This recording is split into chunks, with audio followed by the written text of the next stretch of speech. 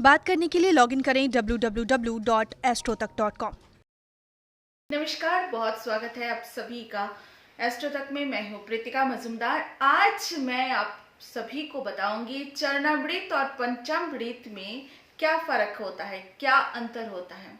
हम कोई भी पूजा पाठ करते हैं, मंदिर में जाते हैं और पूजा पाठ के बाद जो है चरणामृत और पंचामृत दिया जाता है। मगर कई लोग इसके महिमा को नहीं जानते हैं। ये कैसे बनते हैं और इसकी प्रक्रिया क्या, मतलब किस तरह से क्या क्या चीज़ों से बनते हैं, ये लोग जानते नहीं है मैक्सिमम लोग। तो आज हम इसके बारे में चर्चा करते हैं। चरणामृत का अर्थ होता है भगवान के चरण का अमृत। मतलब जिस भगवान की मूर्ति को स्नान कराया जाता है तो उस भगवान जी के चरण का अमृत होता है चरणामृत।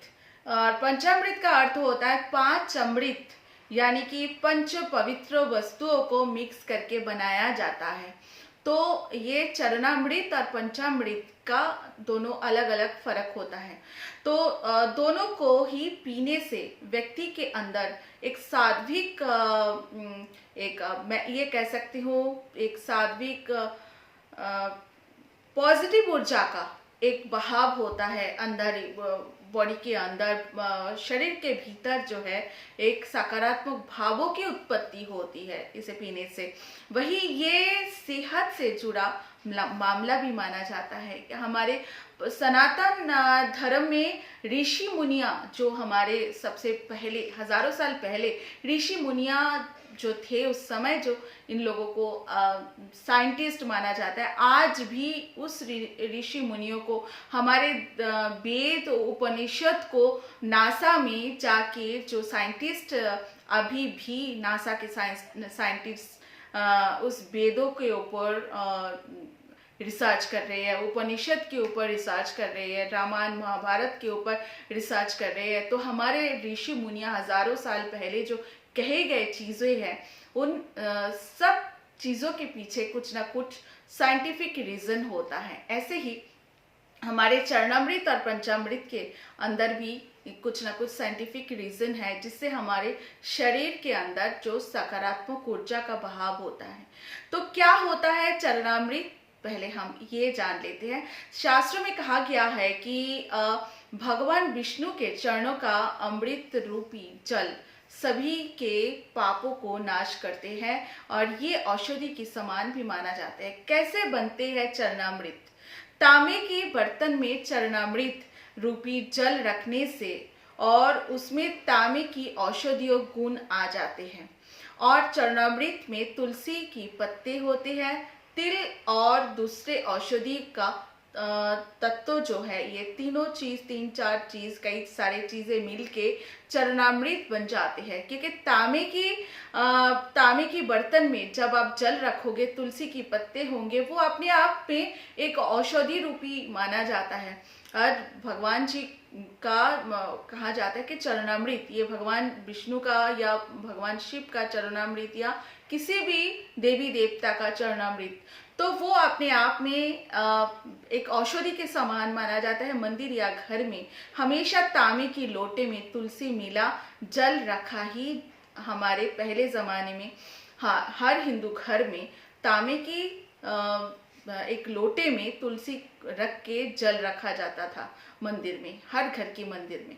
तो उसको पीने से शरीर के अंदर जो औषधीय गुण जो आते ही है, इसके अलावा एक सकारात्मक ऊर्जा का वास होता है। चरणामृत के लिए नियम क्या होता है? चरणामृत ग्रहण करने के बाद बहुत से लोग सिर पर हाथ ऐसे लगा लेते हैं। लेकिन ये शास्त्रीय मत के हिसाब से ये बिल्कुल ऐसा करना नहीं चाहिए। इससे नकारात्मक प्रभाव जो है वो पड़ते हैं हमारे ऊपर। चरणामृत हमेशा दाएं हाथ से ऐसे लेना चाहिए, दोनों हाथ लेके, और राइट हैंड में ही लेना चाहिए चरणामृत। और चरणामृत हमेशा दाएं हाथ से लेना चाहिए और उसके बाद पीना चाहिए। और श्राद्ध भक्ति पूर्वक और बहुत ही अच्छा सा श्रद्धा भक्ति पूर्वक मन को शांत रख के ग्रहण करना चाहिए चरणामृत। इससे चरणामृत अधिक लाभप्रद होता है, क्योंकि आपके मन के विश्वास के साथ जब चरणामृत को आप ग्रहण करेंगे, उससे ऊर्जा का, पॉजिटिव ऊर्जा का बहाव जो है आपके शरीर के अंदर जाएगा। अगर हम आयुर्वेदिक की दृष्टिकोण से देखें तो चरणामृत स्वास्थ्य के लिए बहुत ही अच्छा माना जाता है। आयुर्वेद के अनुसार तांबे में अनेक रोगों को नष्ट करने के लिए क्षमता होती है। ये पौरुष शक्ति को भी बढ़ाते हैं और गुणकारी भी माना जाता है। तुलसी के रस में कई प्रकार रोगों को दूर करने के लिए ताकत होता है और इसका जल मस्तिष्कों को शांति प्रदान करता है। स्वास्थ्य के लिए भी लाभकारी माना जाता है। चरणामृत बुद्धि को भी बढ़ाते हैं, स्मरण शक्ति को भी प्रखर करते हैं, इसलिए चरणामृत पीना चाहिए हर किसी को। हर रोज मंदिर जाना चाहिए, चरणामृत पीना चाहिए। अगर मंदिर नहीं जा सकते तो अपने घर के मंदिर में तांबे की लोटे में जल और तुलसी के पत्ते रखे, उसी को ग्रहण करना चाहिए। इसके अलावा पंचामृत कैसे बनते हैं इसके बारे में भी हम जानकारी लेते हैं। पंचामृत का अर्थ होता है 5 अमृत, जैसे कि 5 अमृत में दूध, दही, घी, शहद और शक्कर, ये पांचों चीजों को मिलाकर, इनको मिलाकर पंचामृत बनाया जाता है। इसी से भगवान का अभिषेक किया जाता है। 5 प्रकार के मिश्रण से बनने वाला पंचामृत कई रोगों में बहुत ज्यादा लाभकारक माना जाता है और मन को शांति प्रदान करने वाला माना जाता है। इसका एक आध्यात्मिक पहलू भी होती है। पंचामृत क्या क्या, दूध, जैसे कि मैंने 5 चीजें आपको बोला, दूध, दही, घी, शहद और शक्कर, ये पांचों चीजों में गुण होता है, उसके बारे में भी बात करते हैं। दूध पंचामृत का प्रथम भाग है। ये शुद्ध का प्रतीक माना जाता है। गाय के दूध को बहुत शुभ माना जाता है, शुद्ध माना जाता है, अर्थात हमारा जीवन दूध की तरह निष्कलंक होना चाहिए। पहला अर्थ ये है। दूसरा, जो दही उसमें पंचामृत में डालते हैं, दही का गुण है ये दूसरों को अपने जैसे बनाते हैं। दही चढ़ाने का अर्थ ये है कि पहले हम निष्कलंक हो, सद्गुण अपनाएं और दूसरों को भी अपने जैसे बनाएं। और उसके बाद घी के लिए हम बात करते हैं। जो घी, गाय का घी होता है, घी स्निग्धता और स्नेह का प्रतीक माना जाता है। सभी से हमारे स्नेहयुक्त संबंध हो, यही भावना होता है।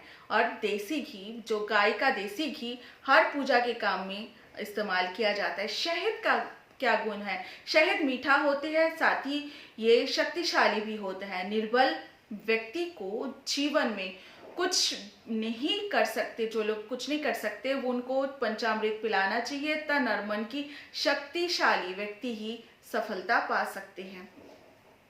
निर्बल व्यक्तियों को, जो बहुत दुर्बल है या फिर जो लोग बिल्कुल मेंटली वो बहुत ज़्यादा स्ट्रांग नहीं होता, उन लोगों को पिलानी चाहिए। आखिरी में शक्कर हम क्यों डालते हैं पंचामृत में? शक्कर का गुण होता है मिठास।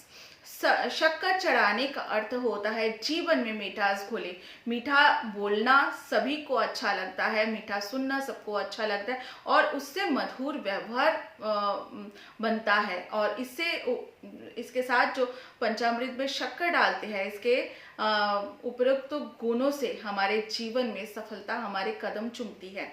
तो हमेशा सबके साथ मिठास बने रहे, इसलिए पंचामृत में 5 अमृत डाला जाता है। यही है पंचामृत का मतलब। वैसे तो पंचामृत को और भी अच्छे से और भी बोला जाता है, और भी बहुत चीजें इसके बारे में बोला जाता है। पंचामृत का सेवन करने से शरीर पुष्ट और रोग मुक्त होता है। और पंचामृत से, यदि पंचामृत रोज अगर लोग पीते हैं तो बच्चों से बड़े तक सभी के शारीरिक कोई भी परेशानी है वो धीरे धीरे समाप्त हो जाता है। ये 5 चीज मिलके एक औषधि का काम करते हैं। आज तो इतना ही। ऐसे ही मैं आप सभी के सामने ऐसे ही बहुत सारे उपाय, टोटका, पूजा पाठ की बात लेकर आऊंगी। जब तक मुझे इजाजत दीजिए। एस्ट्रो तक को सब्सक्राइब कीजिएगा। नमस्कार।